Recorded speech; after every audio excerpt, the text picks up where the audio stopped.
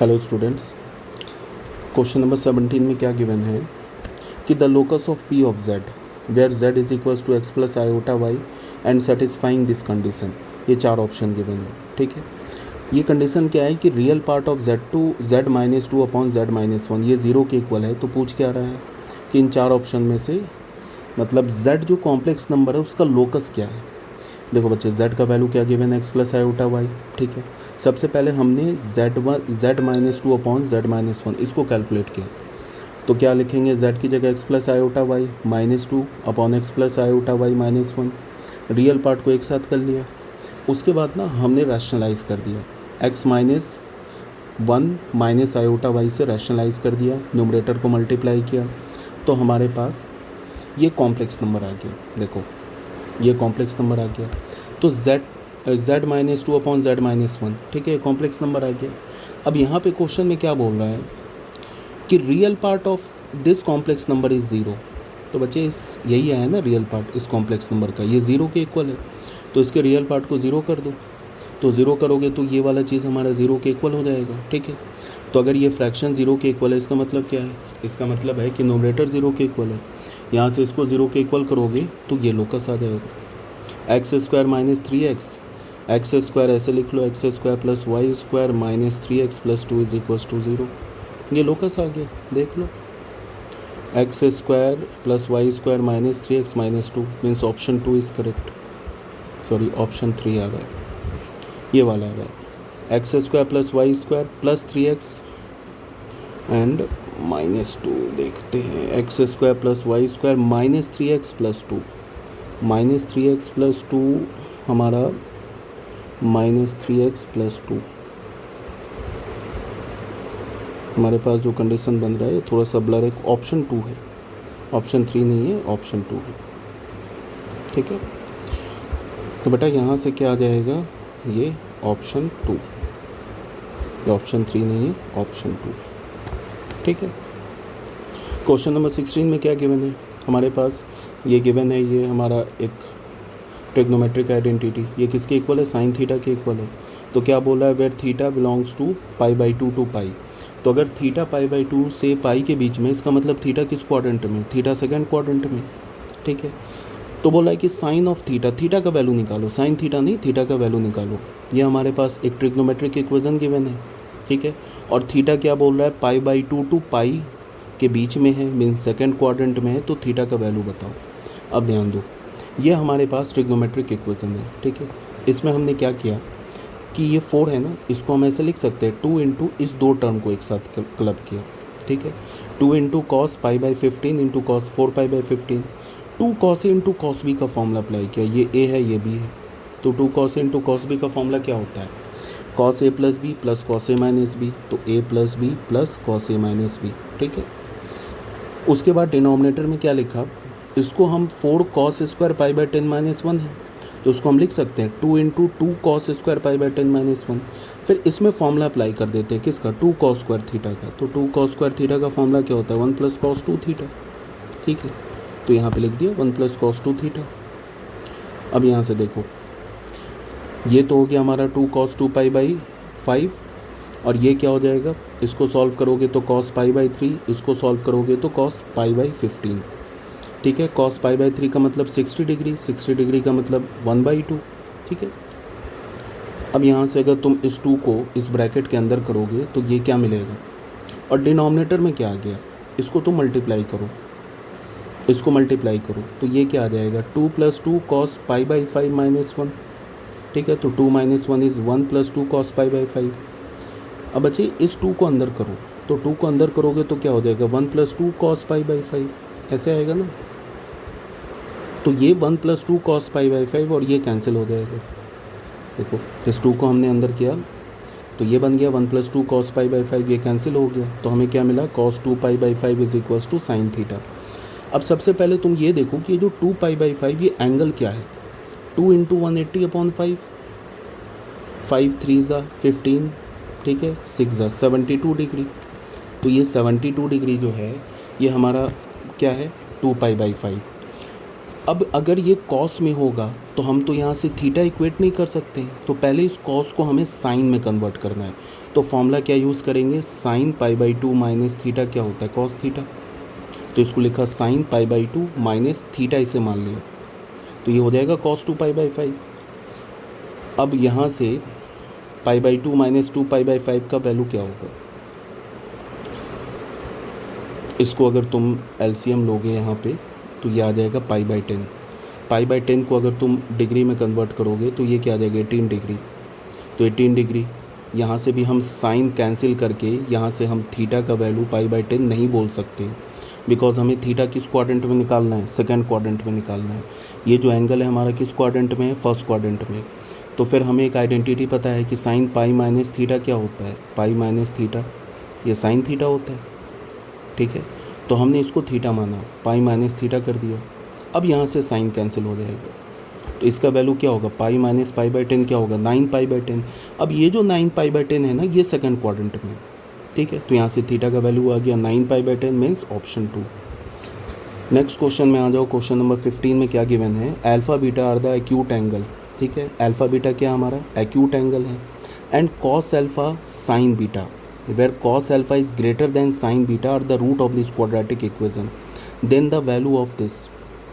Alpha beta acute angle है और इस क्वाड्रेटिक इक्वेशन का जो रूट है वो क्या है, cos अल्फ़ा साइन बीटा, जहाँ पे cos अल्फ़ा साइन बीटा से बड़ा है, ठीक है। तो हमें इस ट्रिग्नोमेट्रिक इक्वेशन का वैल्यू चाहिए। इक्वेशन कह रहा हूँ tan of alpha plus beta into sake of alpha minus beta, इसका वैल्यू चाहिए। तो सबसे पहले इस क्वाड्रेटिक इक्वेशन को हमने सॉल्व किया। तो बच्चे यहाँ से x के दो वैल्यूज़ आ गए, 1/3 और 1/5। और क्वेश्चन में गिवन है कि cos अल्फ़ा और साइन बीटा, ये क्या है, रूट है क्वाड्रेटिक का, और क्वाड्रेटिक का रूट हमें क्या मिला है, 1/3 1/5। अब हमें ये डिसाइड करना है कि 1/3 1/5 में से कौन सा cos अल्फ़ा है, कौन सा साइन बीटा है। तो उसके लिए गिवन है कि cos अल्फ़ा साइन बीटा से बड़ा है, cos अल्फ़ा क्या है, साइन बीटा से बड़ा है। तो 1/3 और 1/5 में बड़ा कौन सा है, 1/3 बड़ा है। तो cos अल्फ़ा ग्रेटर है ना साइन बीटा से, तो ये cos अल्फ़ा 1/3 ग्रेटर है, तो ये cos अल्फ़ा का वैल्यू क्या हो जाएगा 1/3, बिकॉज 1/3 जो है वो ग्रेटर है 1/5 से। और क्वेश्चन में क्या गिवन है, cos अल्फ़ा ग्रेटर है, तो cos अल्फ़ा का वैल्यू क्या हो गया 1/3, एंड साइन बीटा का वैल्यू क्या हो गया 1/5, ठीक है। तो cos अल्फ़ा निकल गया, यहाँ से हम साइन अल्फ़ा निकाल ले रहे हैं, ठीक है। cos अल्फ़ा ये भी पॉजिटिव है, ये भी पॉजिटिव है, इसका मतलब अल्फ़ा बीटा एक्यूट एंगल है। तो यहाँ से साइन अल्फ़ा निकाल लिया, √1 माइनस कॉस स्क्वायर अल्फ़ा, ये आ गया। साइन बीटा से हमने कॉस बीटा निकाल लिया, 1 माइनस साइन स्क्वायर बीटा, ये आ गया, ठीक है। अब tan ऑफ अल्फ़ा क्या होगा, sine alpha upon cos alpha. तो साइन अल्फ़ा हमें पता है, कॉस अल्फ़ा पता है, तो यहाँ से ये tan अल्फ़ा का वैल्यू आ गया। tan बीटा क्या होगा, sign beta upon cos beta, sign beta हमें पता है, कॉस बीटा पता है, तो ये tan बीटा का वैल्यू आ गया। फिर tan of alpha plus beta का फॉर्मूला अप्लाई किया, tan alpha tan beta 1 minus tan alpha tan beta. tan alpha tan beta का हमने यहाँ पे वैल्यू प्लग किया, ठीक है, कैलकुलेट किया, तो हमें tan of alpha plus beta का ये वैल्यू आ गया। फिर cos of alpha minus beta का ये फॉर्मूला होता है, cos alpha cos beta sin alpha sin beta, सबका वैल्यू हमें पता है। उसके बाद हमने क्या किया, इसका रेसिप्रोकल ले लिया, तो हमें सेक अल्फ़ा माइनस बीटा आ गया, तो सेक अल्फ़ा माइनस बीटा ये आ गया। कैलकुलेट कर लेना। हमसे क्या पूछ रहा है, tan of alpha plus beta sake of alpha minus beta. tan of alpha plus beta का ये वैल्यू निकाल रखा हमने, ठीक है, और sake of alpha minus beta का ये वैल्यू निकाल रखा है। इसको कैलकुलेट करोगे ये आ जाएगा, means option 1 is correct. Question number 3 में क्या बोल रहा है, हमारे पास z एक कॉम्प्लेक्स नंबर है, ठीक है, जहाँ पे पी क्यू क्या है, इंटीजर है 0 को छोड़कर।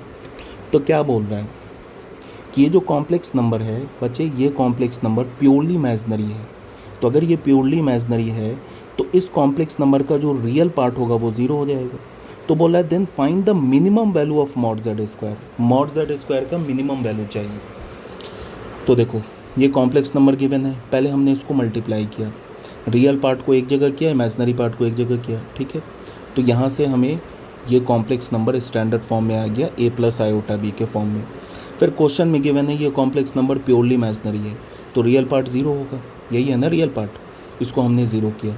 तो यहाँ से P अपॉन Q का वैल्यू क्या आ गया 7/3। फिर हमने क्या किया, दोनों साइड आयोटा ऐड किया। अब तुम बोलोगे कि आयोटा क्यों ऐड किया, ये क्वेश्चन आंसर ये आता है क्यों आयोटा ऐड किया। बच्चे यहाँ पे एक इक्वेशन है और हमें जब तक हम P और Q का वैल्यू फाइंड आउट नहीं करेंगे तब तक ये Z कॉम्प्लेक्स नंबर हमें नहीं मिलेगा, और जब तक Z कॉम्प्लेक्स नंबर नहीं मिलेगा हमें मॉड Z नहीं मिलेगा। कहने का मतलब है कि हमें P और Q का वैल्यू चाहिए। तो कितने वेरिएबल हैं, 2 वेरिएबल हैं, ठीक है, और एक इक्वेशन है।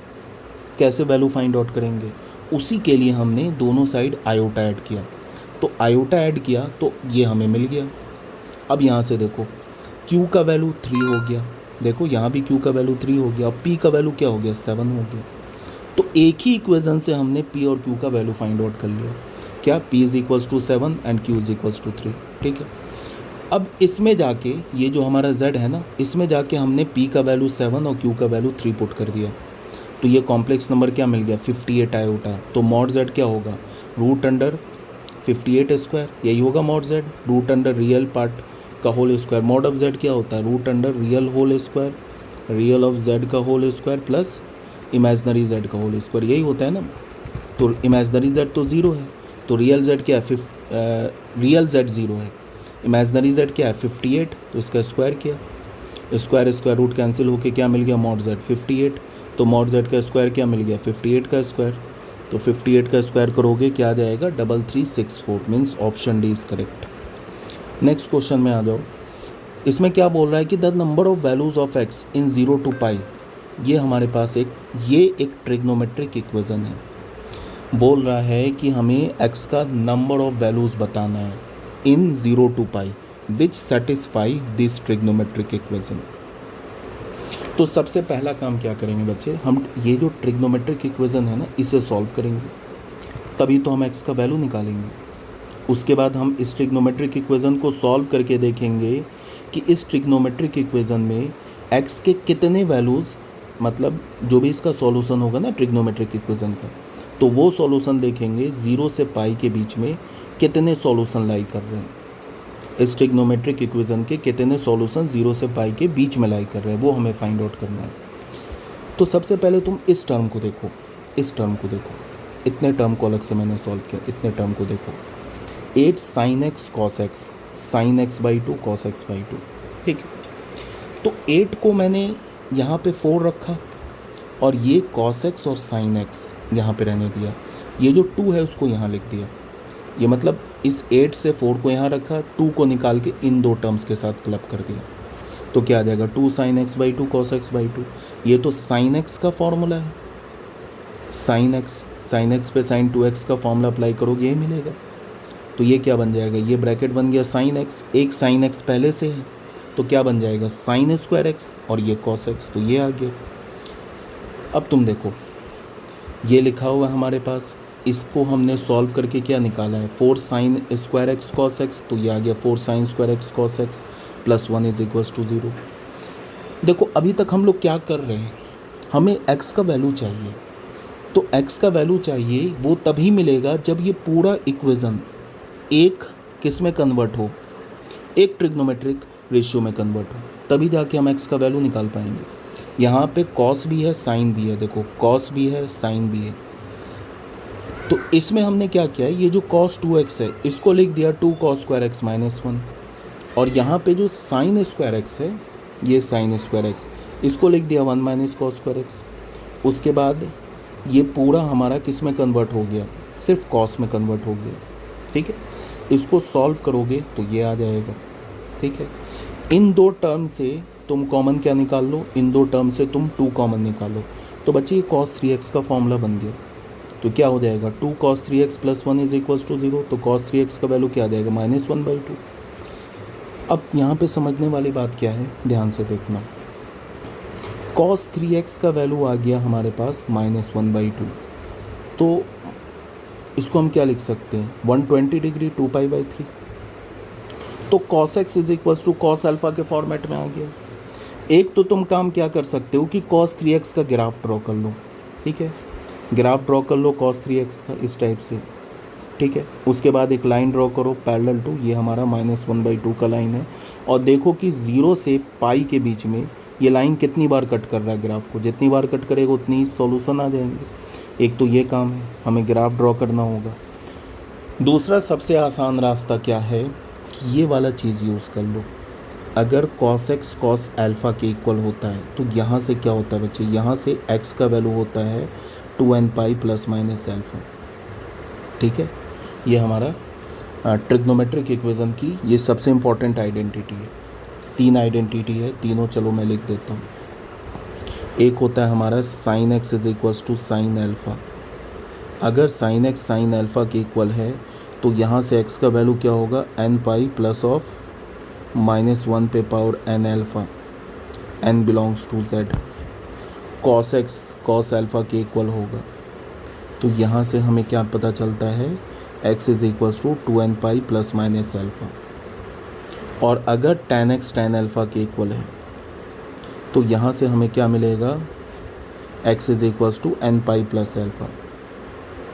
ये हमारे पास 3 इम्पॉर्टेंट रिज़ल्ट है।